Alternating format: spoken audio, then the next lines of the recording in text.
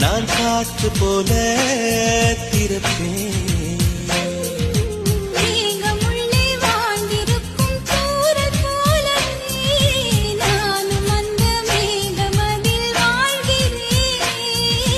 காற்றழுத்தம் போல வந்து